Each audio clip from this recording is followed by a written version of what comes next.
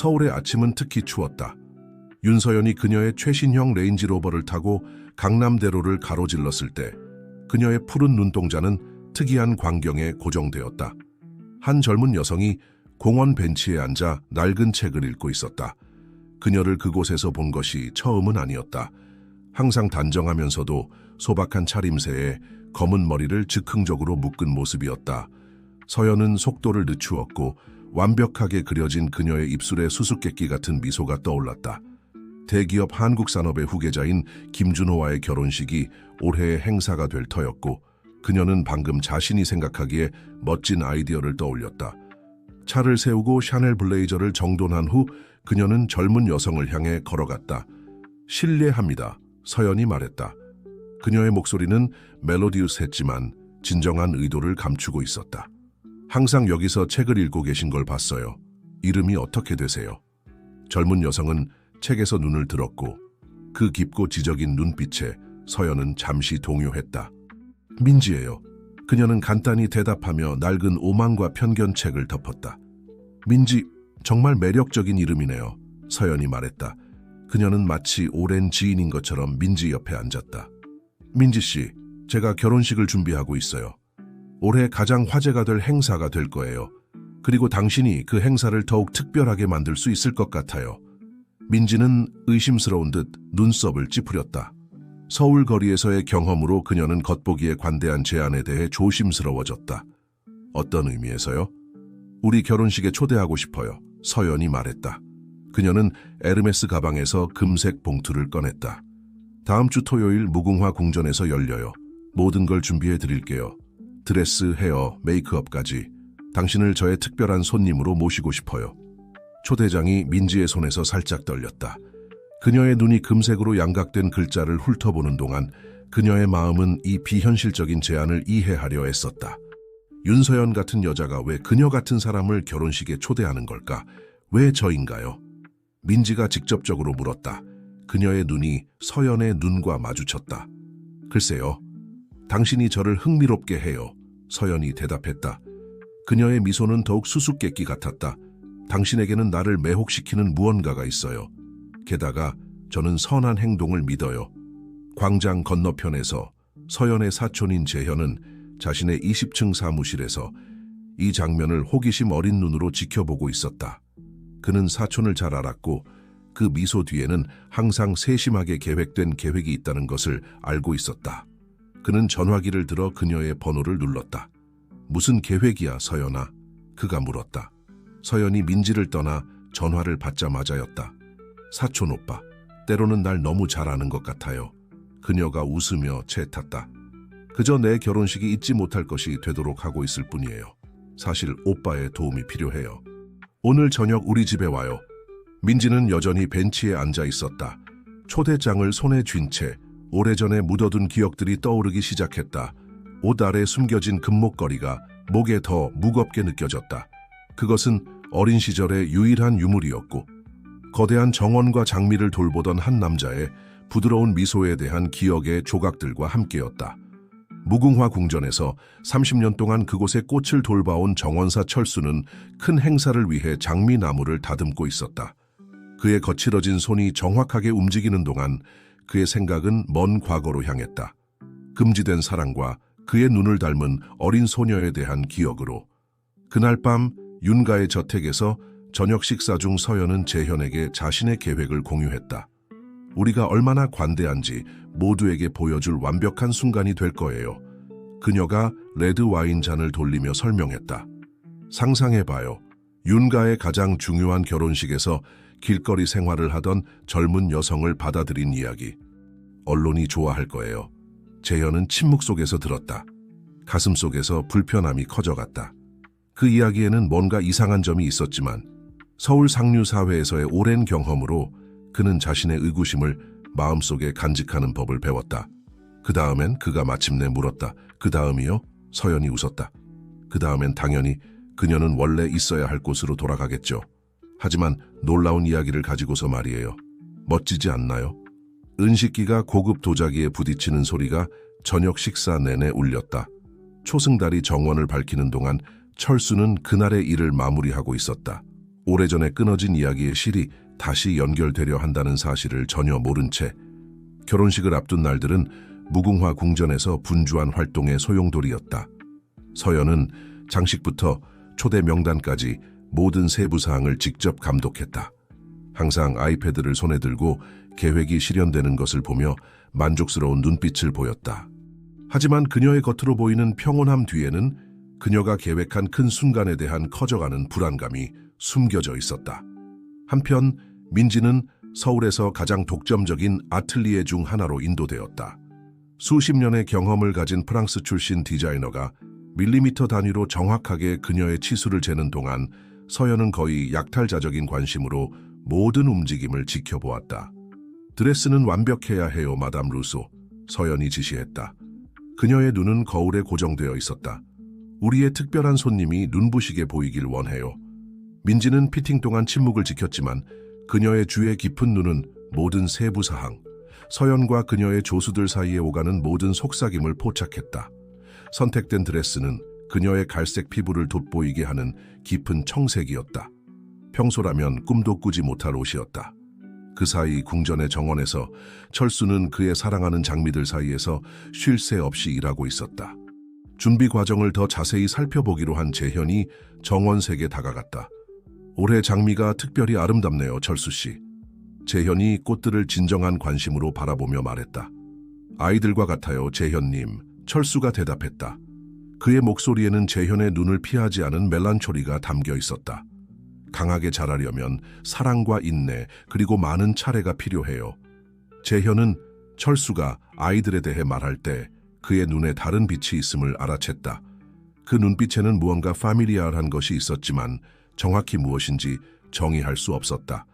결혼식 전날 리허설 중에 민지는 처음으로 무궁화 궁전에 도착했다. 웅장한 문을 지나갈 때 그녀의 심장은 더 빠르게 뛰기 시작했다.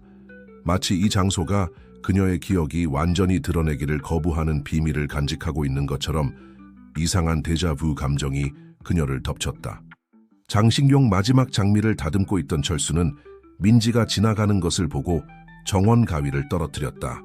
그 프로필, 그 걸음걸이, 순간 그는 30년 전으로 돌아갔다. 서연의 어머니인 소피아가 비밀스러운 딸을 안고 정원을 산책하던 날들로. 베란다에서 이 장면을 지켜보던 재현은 정원사의 반응을 눈치챘다. 변호사로서 오랜 경험으로 다져진 그의 조사 본능이 깨어나기 시작했다. 서연이 말하지 않은 이 이야기에는 더 많은 것이 있었다.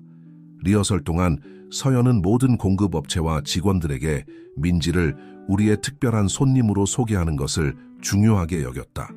항상 눈까지 닿지 않는 미소를 지으며 매번 소개할 때마다 호기심 어린 속삭임과 눈길이 젊은 여성을 따라다녔지만 그녀는 그 스크루티니 앞에서 놀라운 디그니티를 유지했다. 잘 해내고 있어요. 휴식 시간에 서연이 말했다. 그녀의 목소리는 거짓된 달콤함을 띠고 있었다. 내일은 더 특별할 거예요. 당신이 절대 잊지 못할 서프라이즈를 준비했어요. 민지는 그저 고개를 끄덕였지만 그녀의 시선은 홀 반대편에서 그녀를 바라보고 있는 재현과 마주쳤다. 그가 그녀를 바라보는 방식에는 모두가 서연의 의도를 공유하고 있지 않다는 것을 암시하는 무언가가 있었다. 리허설이 끝나고 거의 모든 사람이 떠났을 때 민지는 정원을 산책하기로 했다. 장미의 향기가 그녀를 자석처럼 끌어당겼다. 아직 일하고 있던 철수는 그녀가 장미 덤불에 다가오는 것을 보고 심장이 잠시 멈출 것 같았다. 정말 아름다워요, 민지가 말했다. 그녀는 부드럽게 한 송이의 꽃을 만졌다. 항상 장미와 특별한 연결이 있다고 느꼈어요. 왜인지 설명할 수 없지만요. 철수는 쓰러지지 않기 위해 삽에 기대야 했다. 그녀가 꽃의 향기를 맡기 위해 몸을 숙였을 때 부분적으로 보이는 목걸이는 그가 소피아에게 수년 전에 준 것과 똑같았다. 운명이 누구도 상상할 수 없을 만큼 복잡한 이야기를 짜냈다는 것을 깨달았을 때 그의 손이 떨렸다. 잊어버린 서류 가방을 가지러 돌아온 재현은 멀리서 이 장면을 목격했다.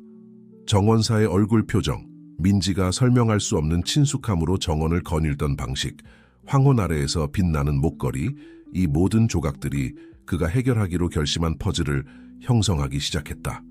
그날 밤 도시가 다음 날의 큰 행사를 준비하는 동안 네 사람은 깨어 있었다. 각자 자신의 생각과 비밀에 잠겨 있었다. 서연은 호화로운 펜트하우스에서 자신의 굴욕 계획의 마지막 세부 사항을 마무리하고 있었다. 민지는 서연이 제공한 호텔 방에서 과거와의 유일한 연결고리인 목걸이를 어루만지고 있었다. 철수는 궁전 뒤편의 소박한 방에서 시간이 바랜 오래된 사진을 바라보고 있었다. 그리고 재현은 자신의 아파트에서 윤가의 파일을 조사하기 시작했다. 너무 늦기 전에 진실을 밝혀내기로 결심한 채 결혼식 당일 아침 무궁화 궁전은 광란의 흥분 속에서 시작되었다. 해가 떠오르기도 전에 장식, 음식, 음향팀들이 도착하기 시작했다. 서연은 이미 몇 시간 전부터 일어나 모든 세부 사항을 불안과 만족감이 뒤섞인 채로 감독하고 있었다. 유명한 이탈리아 디자이너가 독점적으로 디자인한 그녀의 웨딩드레스가 방에서 대기하고 있었고 세틴 커버로 보호되어 있었다. 재현은 일찍 도착했다. 밤새 조사한 문서가 담긴 가죽 서류 가방을 들고 있었다. 그의 다크서클은 밤을 사온 것을 보여주었지만 그의 눈은 중요한 것을 발견한 사람의 강렬함으로 빛나고 있었다. 그는 정원에서 철수를 찾았고 제단을 장식할 장미들 사이에서 그를 발견했다. 질문 하나 드려도 될까요? 재현이 목소리를 낮추며 시작했다. 30년 전 소피아 윤을 아셨죠? 그녀가 아직 제 삼촌과 결혼했을 때 말이에요. 철수는 얼어붙었다. 그의 거친 손이 정원 가위 손잡이를 꽉 잡았다. 모든 오래된 직원들이 그녀를 알고 있었죠, 재현님. 그가 회피하듯 대답했다. 하지만 모두가 그녀의 사진을 간직하고 있진 않죠. 재현이 고집스럽게 말했다. 그는 정원사의 반응을 주에 깊게 관찰했다. 또 모두가 결혼식의 특정 손님을 보고 동요하지도 않고요. 철수가 대답하기 전에 그들은 민지의 도착으로 인해 중단되었다. 그녀는 준비를 위해 이른 아침에 궁전으로 데려와졌다. 그녀는 아침 내내 준비할 스파에서 제공한 실크 가운을 입고 있었지만 절대 벗지 않는 금목걸이는 여전히 그녀의 목에 걸려 있었다. 철수는 재빨리 시선을 돌렸지만 재현은 그의 눈에 인식의 빛이 스치는 것을 놓치지 않았다. 민지는 그들을 정중히 인사하며 지나쳐 미용팀이 기다리고 있는 구역으로 향했다. 궁전 안에 임시로 마련된 스파에서 서연은 이미 개인 공간에서 준비를 받고 있었고 민지는 메인 공간을 차지하고 있었다. 메이크업 아티스트와 헤어스타일리스트들은 받은 정확한 지시에 따라 조용히 작업하고 있었다. 연설을 위한 마이크는 준비되었나요? 서연이 조수에게 물었고 그녀는 고개를 끄덕이며 확인했다. 좋아요.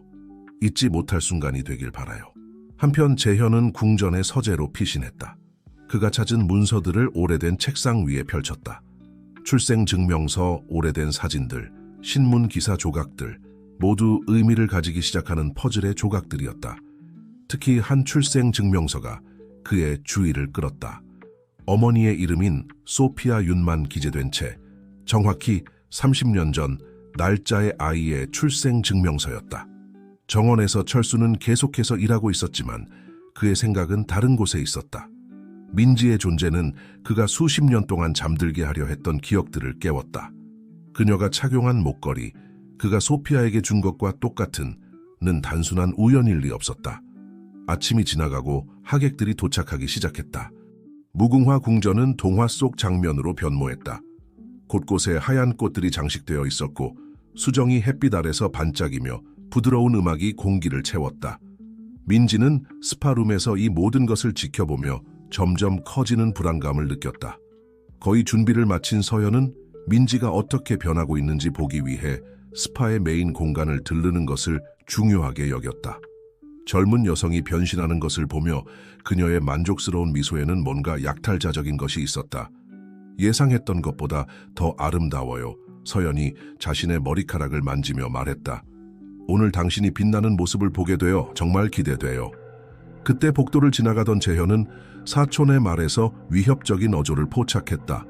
그는 행동해야 할 때라고 결심했다. 서재로 돌아가 가장 중요한 문서들을 골라 재킷 안주머니에 넣었다. 그리고 방금 궁전에 도착한 가족의 가장 삼촌 재훈을 찾아갔다. 삼촌, 대화를 나눠야 해요. 그가 긴급히 말했다. 소피아 이모에 대해서예요. 그리고 그녀가 가져간 비밀에 대해서요. 70세의 재훈은 많은 어려운 결정의 무게를 짊어진 사람이었다. 그는 오랫동안 조카를 바라보았다. 이렇게 오랜 시간이 지난 후에 재현아, 어떤 비밀들은 묻혀 있어야 해. 더 큰 부정의를 막을 수 있다면 그렇지 않아요. 재현이 단호하게 대답했다. 서연이 무언가를 계획하고 있어요. 그리고 제가 그녀가 진짜로 왜 민지를 결혼식에 초대했는지 알아냈다고 생각해요. 예배당에 종소리가 울리기 시작했고 이는 곧 식이 시작될 것임을 알렸다. 스파에서 민지는 마지막 손질을 받고 있었다. 거울에 비친 그녀의 모습은 단순히 외모 이상의 변화를 보여주었다. 그녀의 눈에는 그녀 자신도 완전히 이해하지 못하는 결의가 있었다. 정원에서의 일을 마친 철수는 멀리서 도착하는 하객들의 움직임을 지켜보고 있었다. 그의 오른손은 30년 동안 간직해온 누런 봉투를 꽉 쥐고 있었다. 그것을 드러낼 적절한 순간을 기다리며 커피 리트라이시 촌티뉴얼 이디티 연회장은 하객들로 가득 찼고 드디어 식이 시작되려는 순간 문이 열렸다. 서울 상류층의 수백 명의 얼굴들이 화려한 장식을 감상하기 위해 돌아섰다. 철수가 정성스럽게 준비한 하얀 장미 꽃다발들이 곳곳에 놓여 있었다. 사람들의 잡담 소리가 홀 한쪽에 전략적으로 배치된 실내 악단의 부드러운 음악과 어우러졌다. 서연은 왕족에 걸맞은 웨딩드레스를 입고 준비실에서 기다리고 있었다. 그녀의 미소는 신부다운 기쁨과 그녀가 계획한 순간에 대한 어두운 기대감 사이를 오갔다. 그녀의 보좌관은 방금 모든 것이 그녀의 지시대로 준비되었다고 확인해 주었다. 연설에 사용될 마이크까지도. 민지는 어디 있나요? 서연이 마지막으로 다이아몬드 티아라를 조정하며 물었다. 첫 번째 줄에 있습니다. 마님이 요청하신 대로요. 보좌관이 태블릿을 확인하며 대답했다. 파란 드레스가 그녀를 모든 하객들 사이에서 돋보이게 합니다. 계획대로입니다. 재현은 홀을 돌아다니며 기계적으로 하객들과 인사를 나누고 있었다. 그의 눈은 민지, 철수, 그리고 삼촌 재훈 사이를 오갔다. 그의 안주머니 속 문서들이 납덩이처럼 무거웠다. 특히 그가 발견한 출생 증명서가. 그는 조용히 민지에게 다가갔다. 괜찮으세요? 그가 낮은 목소리로 물었다. 민지는 고개를 끄덕였다. 그녀의 손이 무의식적으로 드레스 아래의 목걸이를 만졌다. 뭔가 이상한 일이 일어나고 있어요. 그녀가 속삭였다. 이 장소, 이 장미들, 마치 전에 여기 와본 적이 있는 것 같아요. 재현이 대답하기 전에 음악이 바뀌며 신랑의 입장을 알렸다. 준호는 자신의 미래 아내의 계획을 전혀 모른 채 진심으로 하객들에게 미소 지으며 즉석 재단으로 걸어갔다. 하지만 그의 눈은 사촌 재현과 서연의 신비로운 손님 사이의 눈빛 교환의 호기심을 보였다. 철수는 서연이 꽃을 돌보기 위해 있으라고 고집한 홀의 한 구석에서 모든 것을 지켜보고 있었다. 그의 손이 약간 떨리며 누런 봉투를 쥐고 있었다. 이제 그의 작업복 주머니에서 그가 가진 유일한 정장 주머니로 옮겨진 봉투였다. 결혼 행진곡이 울리기 시작했고 서연이 찬란하게 등장했다. 그녀는 여왕의 위엄으로 중앙 통로를 걸어갔다. 하지만 그녀의 눈은 신랑에게만 고정되어 있지 않았다. 때때로 민지에게 은밀한 시선을 던졌다. 마치 사냥감을 연구하는 포식자처럼.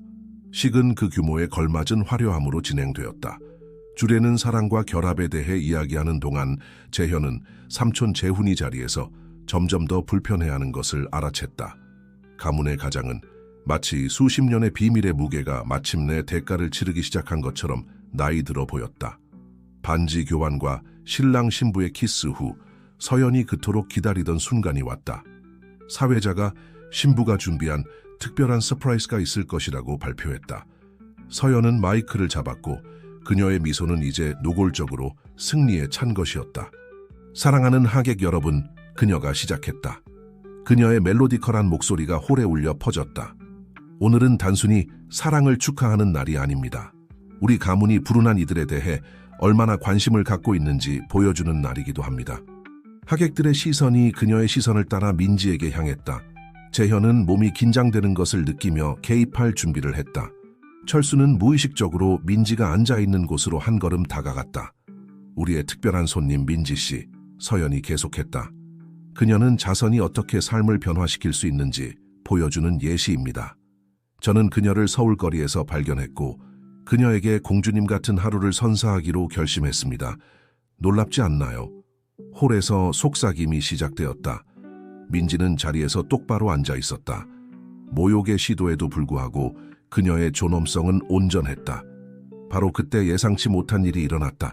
그녀가 항상 지니고 다니던 목걸이가 드레스 안에서 미끄러져 완전히 보이게 되었다.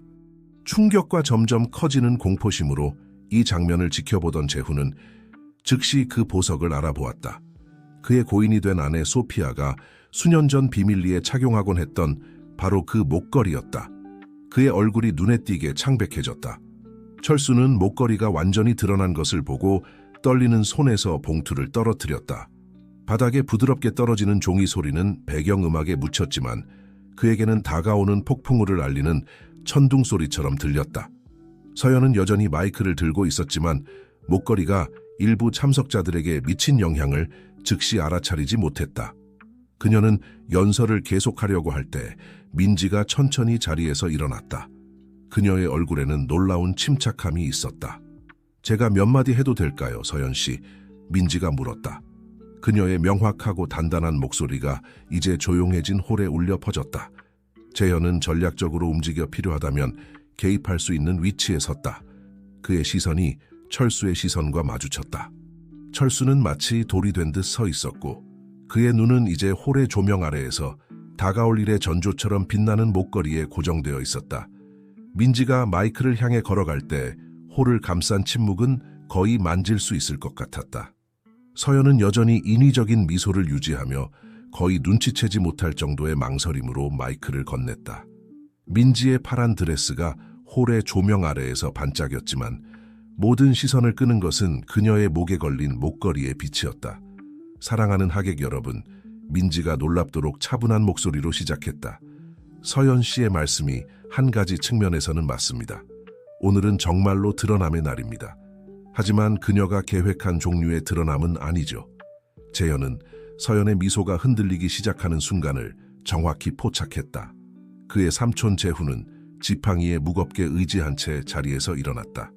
그의 눈은 민지가 착용한 목걸이에 고정되어 있었다. 이 목걸이는 민지가 보석을 부드럽게 만지며 계속했다. 흥미로운 이야기가 있어요. 제 어린 시절의 유일한 기억입니다. 수년 동안 저는 장미 정원과 그곳을 돌보던 친절한 남자를 꿈꿔왔어요. 매일 밤 이 똑같은 목걸이를 착용하고 저에게 노래를 불러주던 부드러운 목소리의 여자도 꿈꿔왔죠. 철수가 무의식적으로 한 걸음 앞으로 나섰다. 그의 손은 여전히 떨리고 있었다. 떨어진 봉투에는 소피아가 쓴 편지들이 들어있었다. 그 편지들은 그녀의 비밀딸과 그들이 나눈 금지된 사랑에 대한 모든 진실을 담고 있었다. 서연 씨, 민지가 이제 창백해진 얼굴의 신부를 향해 돌아섰다. 당신은 굴욕을 주기 위해 취약한 상황에 있는 사람을 찾았다고 생각하며 저를 초대했죠. 하지만 운명은 흥미로운 유머 감각을 가지고 있어요. 이 궁전, 이 장미들, 저에겐 낯설지 않아요. 그들은 제 가장 오래된 기억의 일부예요. 신랑 준호는 점점 커지는 걱정으로 이 장면을 지켜보고 있었다. 그의 시선은 그의 신부와 이제 모든 사람의 주목을 받고 있는 신비로운 손님 사이를 오갔다. 저는 수년간 답을 찾아 헤맸어요. 민지가 계속했다. 서연 씨가 저를 초대했을 때 제 안에 무언가가 이곳이 바로 그곳이라고 말했어요. 그리고 이곳에 들어서자마자 이 장미들을 보고 그 향기를 맡자마자 모든 것이 이해되기 시작했어요. 서연은 상황을 통제하려고 시도했다. 이게 무슨 터무니없는 이야기예요? 당신은 거짓말로 제 결혼식을 망치려고 하는 거예요. 바로 그때 재훈이 마침내 입을 열었다. 그의 목소리는 감정으로 가득 찼다. 그 목걸이, 내가 소피아와 결혼하기 전에 그녀에게 준 것과 똑같아. 그녀가 마지막 몇 년 동안 몰래 착용하던 바로 그 목걸이야. 놀라움의 속삭임이 홀을 가로질렀다. 서연은 믿을 수 없다는 듯이 아버지를 향해 날카롭게 돌아섰다. 아버지, 무슨 말씀을 하시는 거예요? 재현은 이 순간을 이용해 가까이 다가갔다. 그는 재킷 주머니에서 문서들을 꺼냈다. 서연아, 내 어머니에 대해 네가 모르는 것들이 있어. 수십 년 동안 비밀로 지켜진 것들이지. 철수는 마침내 목소리를 찾았다. 그는 떨어뜨린 봉투를 주워들었다. 그의 손은 오래된 편지들을 쥐고 있었다. 재훈 사장님, 그가 감정에 복받친 목소리로 말했다. 진실이 밝혀질 때가 왔습니다. 민지는 여전히 마이크를 들고 있었다. 서연 씨가 강남대로에서 저를 발견했을 때 그것은 운명이 아니었어요. 우리가 알지 못했던 피의 연결이었죠. 이 목걸이는 당신의 어머니 소피아 씨의 것이었어요. 그리고 그녀는 이 세상을 떠나기 전에 그녀의 또 다른 딸인 저에게 주었어요. 홀은 속삭이는 대화로 폭발했다. 준호는 서연에게 다가가 붕괴 직전인 신부를 지지하려 했다. 재현은 서연과 민지 사이에 전략적으로 자리를 잡았다. 사촌의 폭발적인 반응을 예상하며 거짓말이야, 서연이 소리쳤다. 그녀의 품위가 마침내 무너졌다. 어머니는 절대 그럴 리가 없어. 하지만 그랬단다. 재훈이 끼어들었다. 그의 목소리는 지쳐 있었다. 소피아는 많은 비밀을 간직했어, 딸아. 내가 우리 가족을 보호하고 있다고 생각하며 유지하도록 도왔던 비밀들이지. 하지만 이제 보니 나는 더 많은 고통만 초래했구나. 철수가 한 걸음 더 앞으로 나섰다. 그의 손에 든 편지들이 약간 떨렸다. 민지 양, 그가 감정에 복받친 목소리로 말했다. 이 편지들은 당신 것입니다. 당신의 어머니가 생애 마지막 몇 달 동안 쓰신 거예요. 모든 것을 설명하고 있죠. 수년간 이것들을 전달할 적절한 순간을 기다려왔습니다. 민지의 얼굴이 철수를 바라보며 인식의 빛으로 밝아졌다. 장미 정원의 남자, 그녀가 속삭였다. 눈물이 그녀의 눈에 맺히기 시작했다. 당신이었군요. 항상 당신이었어요. 준호의 지지에도 불구하고 비틀거리는 서연은 이 장면을 공포와 불신이 뒤섞인 표정으로 지켜보고 있었다. 그녀의 모욕 계획은 완전히 다른 것으로 변해버렸다. 그녀가 자신의 가족에 대해 알고 있다고 생각했던 모든 것을 파괴할 위협이 되는 무언가로.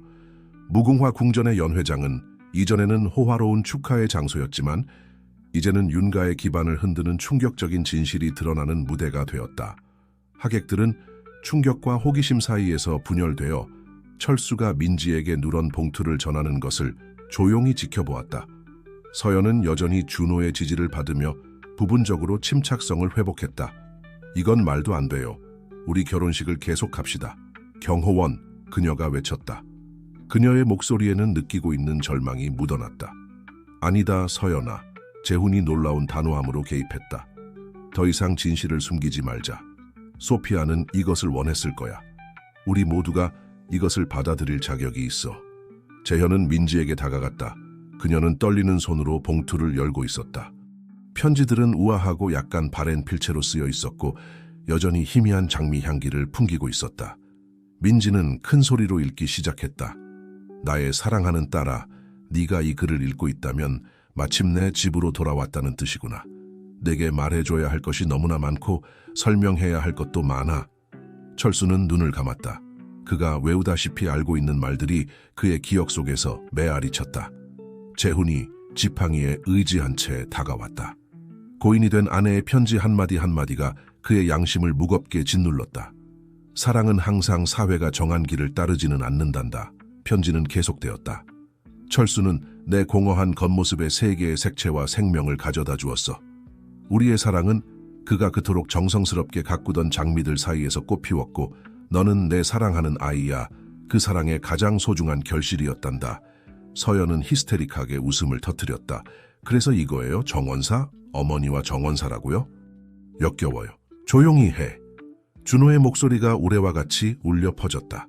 모두를 놀라게 했다. 이것은 그가 이 충격적인 진실이 드러나기 시작한 이후 처음으로 입을 연 것이었다. 그녀가 끝까지 읽게 해. 민지는 계속해서 읽었다. 그녀의 목소리는 한마디 한마디 더욱 단단해졌다. 내가 임신했다는 걸 알았을 때 너를 영원히 비밀로 간직할 수 없다는 걸 알았어. 재훈, 내 남편은 좋은 사람이었지만 사회적 관습의 포로였지. 그래서 나는 내 인생에서 가장 어려운 결정을 내렸단다. 너를 안전한 삶을 약속해 줄 수 있는 사람들의 보호 아래 맡겼어. 철수는 조용히 흐느꼈다. 그 비 오는 밤을 기억했다. 소피아가 가슴이 찢어지는 듯한 아픔으로 아기를 신뢰할 수 있는 부부에게 맡기고 오직 목걸이만을 모녀의 연결고리로 남겼던 그 밤을. 하지만 운명은 참 아이러니하단다. 편지는 계속되었다. 너를 돌봐주기로 한 가족이 어려움을 겪어 흩어지고 말았어. 내가 그 사실을 알았을 때는 이미 너무 늦었단다. 내 건강은 악화되고 있었고 비밀의 무게가 나를 갉아먹고 있었어. 나는 철수에게, 너를 아버지처럼 사랑했던 그 사람에게 지시를 남겼단다. 적절한 때가 올 때까지 이 편지들을 보관하라고. 그때 재현이 나섰다. 그는 자신이 발견한 문서들을 제시했다. 더 있습니다. 소피아 이모는 자신의 개인 재산 중 상당 부분을 민지에게 남겼어요. 여기 모든 것이 문서화되어 있습니다. 떠나기 전에 서명한 법적 친자 확인서까지도요. 재훈은 천천히 고개를 끄덕였다. 나는 그 문서들의 존재를 알고 있었다. 소피아는 마지막 날들의 모든 것을 털어놓았어. 그녀의 딸이 발견되면 보호해달라고 간곡히 부탁했지. 하지만 나는 비겁했고 모든 것을 묻어두기로 선택했다. 서연은 준호의 지지에서 벗어나 민지를 향해 돌진했다. 이건 아무것도 바꾸지 못해요. 당신은 아무것도 아니에요. 그저 서연, 준호가 다시 한번 그녀를 제지했다. 그의 목소리는 날카로웠다. 너 자신을 봐. 네가 무엇이 되었는지 봐. 이제 알고 보니 네 자신의 자매인 사람을 공개적으로 모욕하려고 계획했어. 어떤 사람이 그런 짓을 하지? 준호의 말은 서연에게 뺨을 맞은 것처럼 충격을 주었다. 그녀는 뒤로 비틀거렸고 마침내 우월감의 가면이 완전히 무너지도록 허락했다. 눈물이 그녀의 얼굴을 타고 흘러내리기 시작했고 완벽했던 화장을 망가뜨렸다. 민지는 조심스럽게 편지들을 접어 봉투에 다시 넣었다. 그녀의 시선이 철수와 마주쳤다. 그는 여전히 침묵 속에 서 있었고 주름진 얼굴로 눈물이 흘러내리고 있었다. 몇 걸음 만에 그녀는 그의 곁에 있었고 부드럽게 그의 팔을 만졌다. 당신은 장미들을 돌보는 것을 결코 그만두지 않으셨군요. 그녀가 부드럽게 말했다. 이 모든 시간 동안 저를 기다리고 계셨나요? 철수는 그저 고개를 끄덕였다. 말을 하기에는 너무나 감정이 북받쳐 올랐다. 그가 수십 년 동안 가꾸어온 장미들의 향기가 공기를 채웠다. 마침내 빛을 보게 된 사랑 이야기의 조용한 증인으로 재훈이 두 사람에게 다가왔다. 그의 자세는 수년간의 비밀의 무게를 보여주고 있었다. 민지야, 내가 아무것도 요구할 권리가 없다는 것을 알지만 언젠가는 내 비겁함을 용서해 주길 바란다. 소피아는 항상 네가 진실을 알기를, 이 가족에서 네 자리를 찾기를 원했어. 하객들은 존경스러운 침묵 속에서 모든 것을 지켜보다가 이제 조용히 흩어지기 시작했다. 이 순간은 오직 가족에게만 속한다는 것을 이해한 것이다. 준호는 여전히 서연의 곁에 서 있었다. 서연은 이제 공개적으로 흐느끼고 있었다. 그녀의 모든 복수 계획이 그들의 삶의 방향을 영원히 바꿀 충격적인 진실로 변해버렸다. 해가 서울의 지평선 너머로 지기 시작하며 하늘을 주황색과 분홍색 톤으로 물들이고 있었다. 그 빛은 무궁화 궁전의 스테인드 글라스 창문을 통해 반사되었다. 대부분의 하객들은 이미 떠났고 오직 이 놀라운 이야기의 주인공들만이 남아있었다. 서연은 연회장 한쪽 구석에 혼자 앉아 있었다. 그녀의 완벽했던 웨딩드레스는 눈물로 얼룩진 화장과 대조를 이루고 있었다. 준호는 신부에게 공간을 주기 위해 물러났다. 중요한 결정들이 내려져야 한다는 것을 알고 있었다. 재현은 모든 것을 바꾼 문서들을 정리하고 있었고 민지와 철수는 정원 근처에서 조용히 대화를 나누고 있었다. 왜 저를 찾지 않으셨나요? 민지가 철수에게 물었다. 그녀의 부드러운 목소리에는 감정이 가득했다. 소피아가 당신이 우리를 찾을 때까지 기다리라고 약속하게 했어요. 그가 대답했다. 그의 지친 눈은 그가 수년간 가꾸어온 장미들에 고정되어 있었다. 그녀는 운명이 당신을 집으로 돌아오게 할 방법을 찾을 것이라고 믿었어요. 그리고 그녀가 옳았죠. 재훈이 두 사람에게 다가왔다. 그의 지팡이가 대리석 바닥에 부드러운 소리를 냈다. 철수는 항상 이 가족에게 단순한 직원 이상이었어. 그가 말했다. 그의 목소리에는 후회가 가득했다. 나는 알고 있었어. 항상 알고 있었지. 하지만 자존심과 사회적 관습이 나를 눈멀게 했어. 연회장 반대편에서 서연이 마침내 일어섰다. 그녀는 망설이며 그룹을 향해 걸어갔다. 그녀의 얼굴은 전에 몇몇 사람들만이 목격했던 취약성을 보여주고 있었다. 어떤 분이셨나요? 서연이 물었다. 그녀의 목소리는 거의 속삭임에 가까웠다. 우리 어머니. 편지에서. 그녀는 정말 어떤 분이셨나요? 민지는 손에 든 봉투를 바라보았다가 새로 발견한 자매를 바라보았다. 잠시 동안 침묵이 그들 사이에 맴돌았다. 수십 년의 비밀과 고통으로 가득 찬 침묵이었다. 그녀는 복잡한 분이셨어요. 민지가 대답했다. 그녀는 다시 편지를 펼쳤다. 편지에서 그녀는 당신에 대해서도 많이 이야기하셨어요, 서연 씨. 당신의 미소가 그녀의 가장 어두운 날들을 밝혀주었다고, 그녀의 두 딸을 하나로 만들 수 있기를 얼마나 간절히 바랐는지에 대해서요. 멀리서 장면을 지켜보던 준호가 마침내 다가왔다. 결혼식은 그가 서연을 똑바로 바라보며 말했다. 연기해야 할 것 같아요. 처리해야 할 일이 너무 많고 치유해야 할 것이 많아요. 서연은 천천히 고개를 끄덕였다. 그녀의 눈에 새로운 눈물이 맺혔다. 정말 죄송해요. 그녀가 민지를 바라보며 말했다. 제가 계획했던 일은 잔인했어요. 저는 어머니가 제가 되기를 두려워했던 바로 그런 사람이 되어버렸어요. 재현이 개입했다. 그의 목소리는 부드럽지만 단호했다.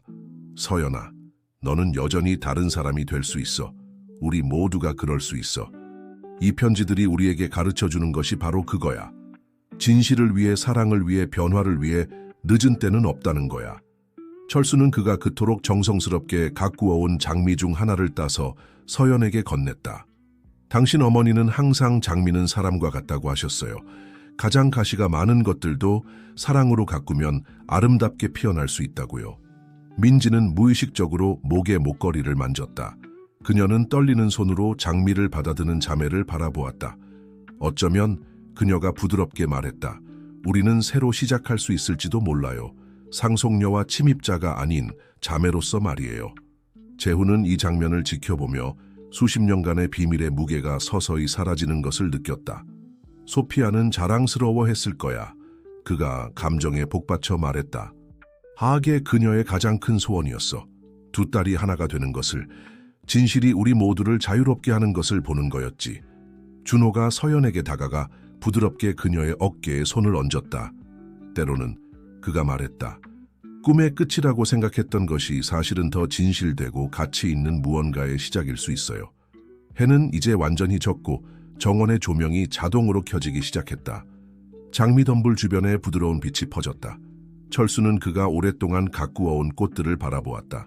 각각의 꽃잎은 사회적 계급과 관습을 초월한 사랑 이야기의 조용한 증인이었다. 내일 그가 말했다. 특별한 것을 보여드리고 싶어요. 소피아와 제가 함께 심은 장미 화단이에요.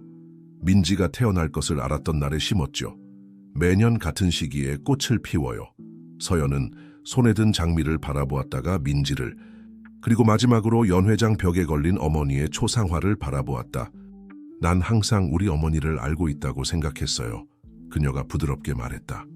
하지만 이제 보니 배워야 할 것이 훨씬 더 많네요. 민지가 부드럽게 미소 지으며 자매에게 손을 내밀었다. 함께 배울 수 있어요. 그녀가 제안했다. 이 편지들을 통해서, 철수 씨의 기억을 통해서, 재훈 씨가 들려줄 이야기들을 통해서요. 우리 어머니는 우리에게 사랑의 유산을 남기셨어요. 우리가 그것을 발견하는데 오랜 시간이 걸렸지만요. 다음 날 아침, 무궁화 궁전에는 특별한 부드러움이 감돌았다. 이슬이 아직 장미꽃잎을 덮고 있을 때 철수는 서연과 민지를 그가 언급했던 특별한 화단으로 안내했다. 그곳은 분홍색 장미로 가득 찬 완벽한 작은 원형 화단이었고 모든 세부 사항에서 특별한 관심이 엿보였다. 소피아가 직접 이 묘목들을 선택했어요. 철수가 설명했다. 그의 목소리에는 기억이 가득했다. 그녀는 이 색이 모성애를 나타낸다고 했죠. 너무 강렬한 빨강도 아니고 너무 순수한 하얀색도 아닌 그 둘 사이에 어떤 것, 마치 어머니의 사랑 그 자체처럼요. 서연은 밤새 가족의 오래된 사진들과 문서들을 다시 읽으며 밤을 지새웠다. 이제 그녀는 모든 것을 다른 눈으로 바라보고 있었다. 그녀의 단순한 드레스와 화장기 없는 얼굴은 그녀가 전에는 결코 보여주지 않았던 취약성을 드러내고 있었다. 어머니의 물건들 사이에서 이것을 찾았어요. 그녀가 말하며 작은 일기장을 가방에서 꺼냈다. 전에는 읽을 용기가 없었는데 어제 모든 일이 있고 난 후 밤새 읽었어요. 민지는 여전히 그토록 많은 의미를 지닌 목걸이를 착용한 채 자매에게 다가갔다. 아침 햇살이 보석을 부드럽게 반짝이게 했고 마치 이 화해의 순간을 승인하는 듯했다. 어머니는 우리 모두에 대해 쓰셨어요. 서연이 조심스럽게 일기장을 펼치며 계속했다.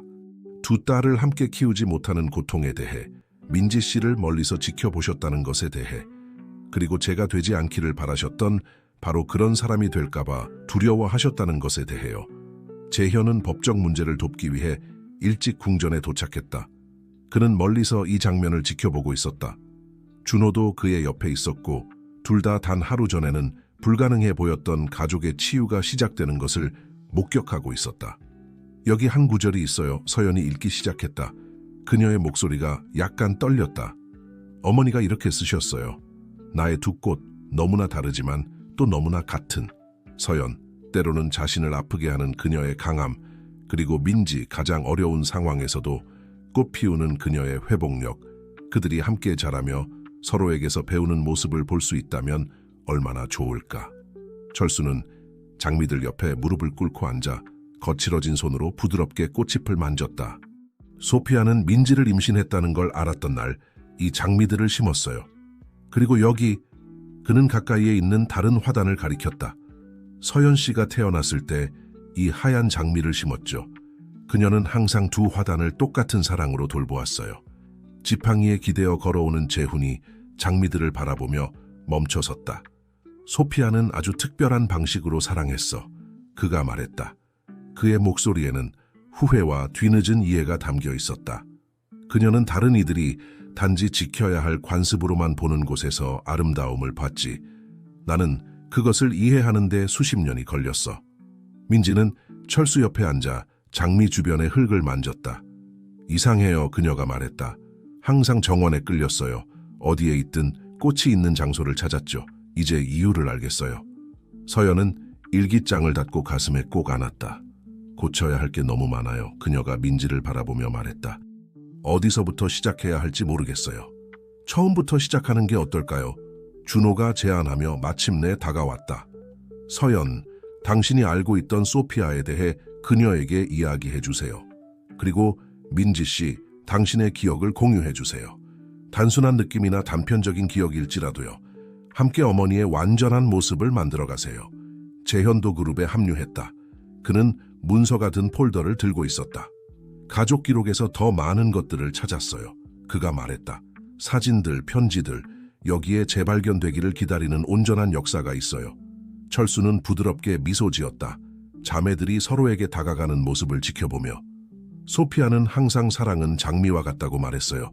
시간과 관심이 필요하고 때로는 아프기도 하지만 꽃을 피우면 그 아름다움은 어떤 고통도 초월한다고요. 서연이 일기장을 민지에게 건넸다. 같이 읽어볼래요? 그녀가 제안했다. 여기에는 너무나 많은 이야기가. 이제 우리가 공유할 수 있는 순간들이 있어요. 민지는 고개를 끄덕이며 작은 정원 벤치에 앉았다. 서연이 그녀 옆에 앉았고 함께 어머니의 말을 읽기 시작했다. 각 페이지는 그들이 알지 못했을 때조차 그들의 삶을 형성했던 사랑에 대해 더 많은 것을 드러내고 있었다. 재훈은 눈물을 머금은 차에 딸들을 바라보았다. 그는 마침내 자신의 후회의 무게와 구원의 희망을 느끼도록 허락했다. 준호는 가까이에 있었고 서연에 대한 그의 사랑은 이제 그녀의 변화의 여정에 대한 새로운 이해와 존경심으로 뒤섞여 있었다. 장미 정원은 수많은 비밀과 사랑의 조용한 증인이었고 이 아침에 그 어느 때보다 더 생기 있어 보였다. 마치 각각의 꽃잎이 소피아가 그토록 꿈꿨던 재회를 축하하는 것 같았다. 오후가 깊어가는 동안 서연과 민지는 어머니의 일기장에 푹 빠져 있었다. 재현은 정원 테이블 위에 여러 문서와 사진들을 펼쳐놓았고 각각은 소피아의 삶이라는 퍼즐에 더 많은 조각들을 드러내고 있었다. 이것 좀 보세요. 재현이 모두의 주의를 끌며 오래된 사진 한 장을 들어 올렸다. 소피아 윤재단 설립 당일 사진이에요. 그녀는 미혼모들과 취약계층 아동들을 돕기 위한 사회 프로젝트를 만들었죠. 서연은 조심스럽게 사진을 집어들었다. 그녀의 눈이 인식의 빛으로 커졌다. 이 날을 기억해요. 그녀가 부드럽게 말했다. 제가 겨우 10살 때였어요. 어머니는 너무 행복해 보이셨죠. 이제 그 이유를 알겠어요. 그녀는 자신이 겪었던 것과 같은 상황에 있는 다른 여성들을 돕고 있었던 거예요. 철수는 차와 직접 만든 쿠키를 가져온 쟁반을 내려놓으며 덧붙였다. 소피아는 당신을 찾는 것을 결코 포기하지 않았어요, 민지 양. 재단을 통해 그녀는 언젠가 당신들의 길이 다시 교차되기를 희망했죠. 재단은 아직 존재해요. 재훈이 알려주었다. 그의 목소리에는 새로운 결의가 담겨 있었다. 최근 몇 년간 좀 잊혀졌지만 적절한 자원과 헌신이 있다면 우리가 재단에 새 생명을 불어넣을 수 있어요. 서연이 모두를 놀라게 하며 말을 이었다. 단순히 어머니를 기리는 것을 넘어서 진정한 변화의 도구로 만들 수 있어요. 민지, 나를 도와줄 수 있을까요? 민지는 감동받은 듯 미소 지었다. 영광이에요. 그녀가 대답했다. 거리에서 만난 수많은 여성들과 아이들이 도움을 받을 수 있을 거예요. 준호는 신부의 변화를 감탄하며 지켜보다가 다가갔다. 서연, 당신이 달라졌어요. 그가 부드럽게 말했다. 당신 눈에서 전에 본 적 없는 빛이 보여요. 처음으로 진정으로 보고 있기 때문이에요. 서연이 대답했다. 그녀의 손은 여전히 사진을 들고 있었다. 제 인생 전체를 충분하지 않다는 두려움, 가문의 이름에 걸맞지 않다는 두려움에 사로잡혀 살았어요. 결국 어머니가 제게 바라셨던 것과 정반대의 사람이 되어버렸죠. 재현은 서류들 사이에서 또 다른 문서를 발견했다. 보세요, 그가 말했다. 소피아가 재단을 위해 세운 상세한 계획이 있어요. 그녀는 프로젝트를 확장하고 보호소를 만들고 교육과 취업 기회를 제공하는 꿈을 꾸고 있었어요. 우리가 그 꿈을 실현할 수 있어요. 민지가 말했다. 그녀의 목소리는 단호했다. 함께요. 이것이 우리의 새로운 시작이 될 수 있어요, 서연.